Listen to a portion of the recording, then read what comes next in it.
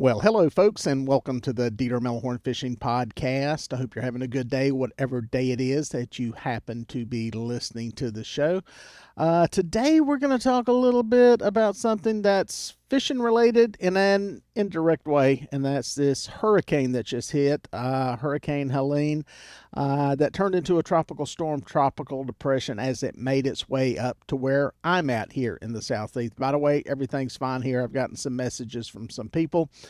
Where I'm at, no major damage here. A couple of trees down, some limbs down, nothing really that big of a deal. But west of here, in the North Carolina mountains, it's catastrophic. For you folks that are in the area, you're probably familiar with the extent of the damage, but I got people listening all over the country, and quite honestly, the news coverage has not been that good on what's going on in the mountains, and I'm going to tell you why. And I'm also going to give you some options on how to help out if you feel so moved toward the end of the podcast. So I'll keep you informed on that. It's some interesting stuff that's taking place. It's a good contrast between what the government's doing and what private individuals are doing, and how it's kind of coming together to make some of this stuff happen. But to give you guys some background that are not from here, the hurricane made landfall in Florida, came up through Georgia. A lot of devastation in Florida. It was traveling fairly fast as it hit land, and it kept up its intensity. And there's a lot of damage in Georgia, no doubt stuff down there. Upstate of South Carolina, good damage there. But what happened was when it got to the North Carolina mountains, it dumped a lot of rain.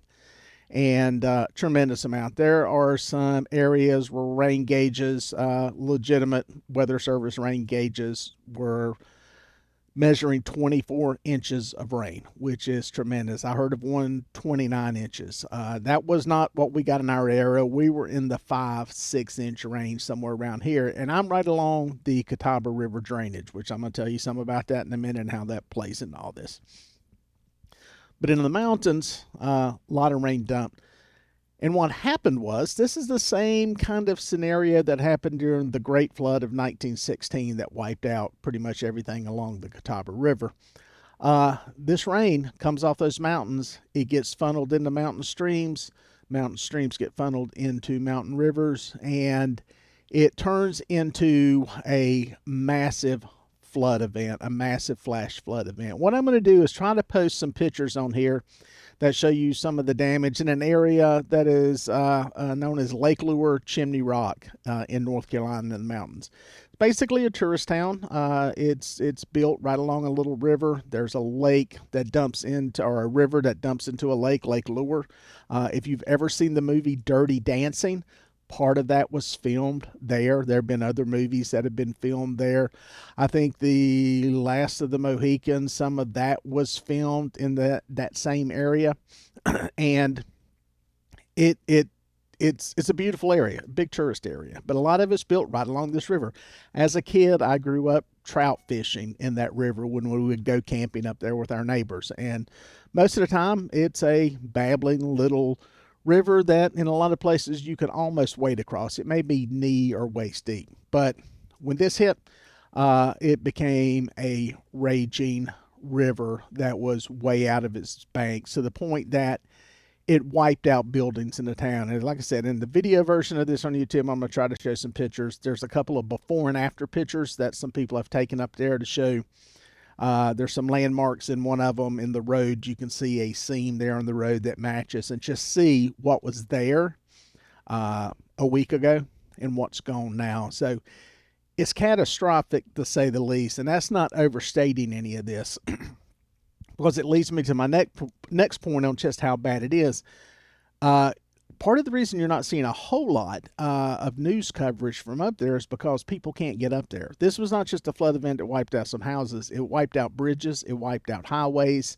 I-40 that runs from North Carolina into Tennessee has been shut down because part of it has been washed away. So it's actually eliminated people from getting in there. And that brings me to what they're doing to get people out. People have lost cell service. There's no, telecommunications. Power is out. So there are people up there that are stranded in places that can't get out because roads and bridges are gone, and they can't get, food, water, any of those things. So what ended up happening was, and this is talking about how to help. I'm going to get to that in a second.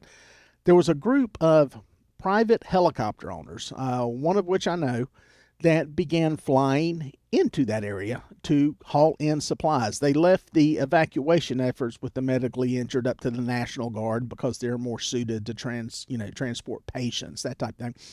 But what they started doing was flying in medical supplies, insulin, oxygen for people on oxygen, water, that kind of stuff. And they're doing this with their own helicopters. Helicopters ain't cheap to operate, folks. Anywhere from about $750 to $1,500 an hour to fly one of these things.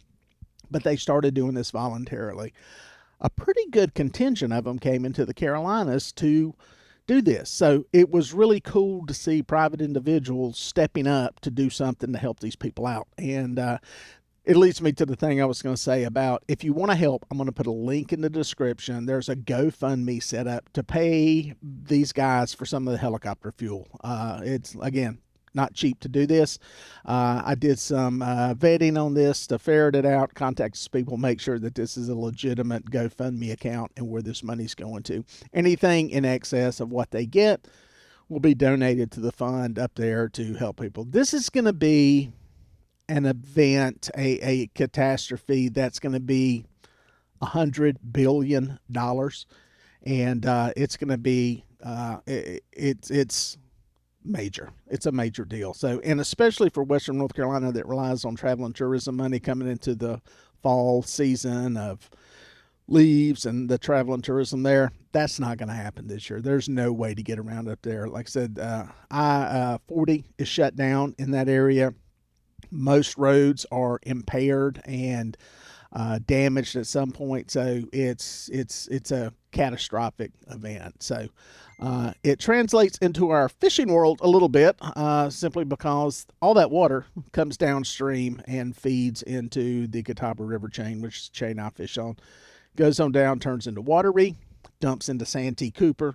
Santee Cooper dumps into the Atlantic Ocean eventually after it goes out of the Santee Cooper Lake. So it has an amazing impact all the way from the mountains to the coast, because obviously you've got the debris, you've got fish that are basically getting washed downstream. A lot of these fish will go through these dams and go downstream from one impoundment to another. And, then you've got this massive amount of fresh water that gets dumped into these bays at the ocean that basically changes the salinity of these bays, and the fish that are in there end up going offshore, actually into the ocean. The saline levels start to drop there, and it affects the fishing and everything going on. So it's interesting how this all comes together into the fishing world. That's my big tie on why I'm doing this to begin with, is that any of you guys that are looking to fish, and by the way, I've postponed all guide trips that I've had going on just because our lakes are covered in debris. They went to flood stages. This is probably, I've heard people say 1,000-year event. I'd say 100-year event because it does compare to what happened in 1916. But, you can catch fish out there. I strongly suggest you stay off the water. It's still at a dangerous level with just the debris that's in the water. Some of this stuff that you hit in a smaller craft could lead to capsizing a boat. Not to mention what is happening around a lot of these dams. A lot of these dams, like Lake Wateree and some of the ones up above Lake Norman, including Mountain Island, which is right near me, are spillway dams. And basically, it's a place in the dam where once water gets to the top of it, it spills over. But some of them, like Lake Norman and Lake Wiley, have floodgates. And these things open to release massive amounts of water. The bottom line is the current on these lakes is tremendous right now. For us, at least, it's a lot of current. It's more current than we're used to seeing. Depending on what kind of boat you're in, that can lead to a dangerous situation, especially if you get halfway close to one of these dams.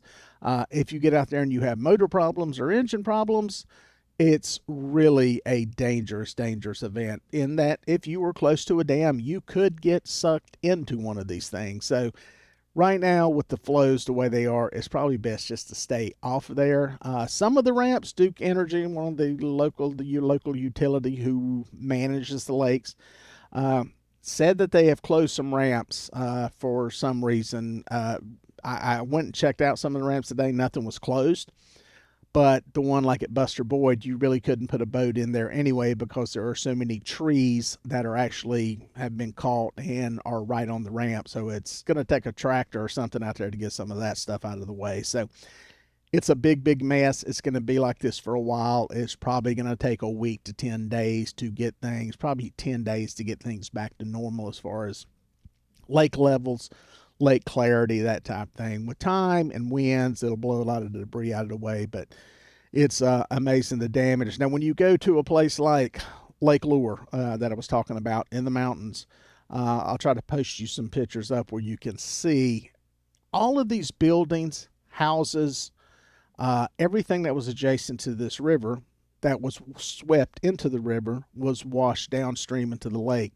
The lake looks like you can walk across it. I don't know how they will get this stuff out. I don't know if they'll just allow it to become waterlogged and sink, but it is a massive amount of debris in that lake up there. So it's it's crazy, and the same thing you're going to see in a lot of the smaller lakes too. There's going to be a tremendous amount of stuff in there that at some point will make it to shore. Some of it'll sink, but some of it's going to be lingering around out there. So any of you guys venturing out, if you do, be careful of some of that. The fishing, who knows what the fishing is like? I'm not going to be out there for a while, to be perfectly honest. It's really just not worth going out there and risking anything, really more than anything, tearing up the lower unit on my boat by hitting something that's out there floating. I think you could get around okay if you use some common sense and don't go fast, but I think it's worth staying off. But hopefully you guys, if so moved, I want to give you a little comparison, by the way. This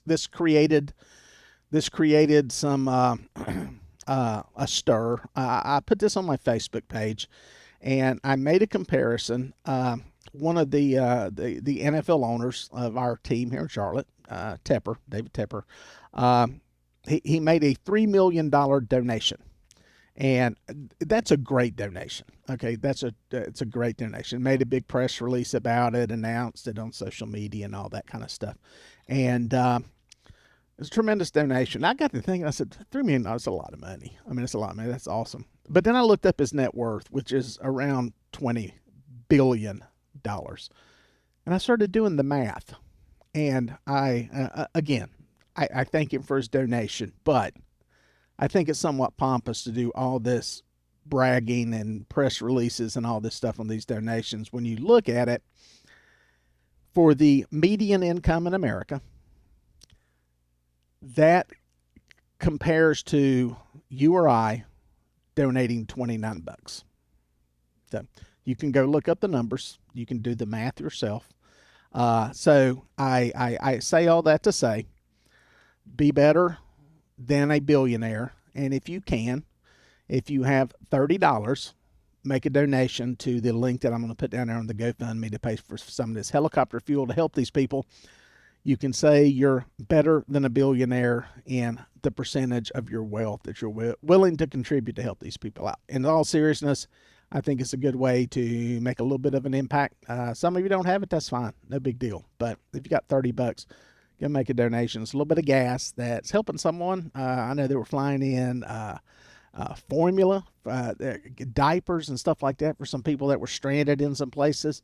And, a lot of these people, they still have a house, and it's like they can't really just pack up and leave because they have no place to go, and they're kind of stuck there. It's a terrible situation, but these guys are doing what they can until they can get some infrastructure in place. And a lot of this, honestly, guys, is going to take like the Corps of Engineers coming in there and putting up, combat bridges to get across some of these rivers and stuff temporarily so they can get at least traffic moving back and forth. The electrical grid up there in some places does not exist. We're not talking about just some power lines down. We're talking about areas where there are miles of electrical wire simply ripped off the poles, some of it ripped out of the ground that was buried from the flooding. So it's catastrophic. Like I said, I'll put some pictures up, do a little search on it. You'll find tons of videos and all this stuff. And thoughts and prayers to anyone who lives up there. You're probably not watching or listening to this podcast because you probably don't have electricity or access to any internet. So it's going to be tough, and it's going to be tough going. We'll make it. We always do as Americans. It's one of the great things about the country. And we're resilient, but it's going to be a tough road ahead. And any people traveling, keep all this in mind. If you're coming to the Carolinas, Eastern Tennessee, southeast Kentucky, up into Virginia, it's upstate of South Carolina, it's a mess. So just want to throw that out there to you. Hope you're willing to contribute something to it. And if not, just keep people in your thoughts and prayers. They're going to need it for a long, long time. That's it for now, guys. We'll be back with some fishing content, but until then, we'll just catch you out on the water.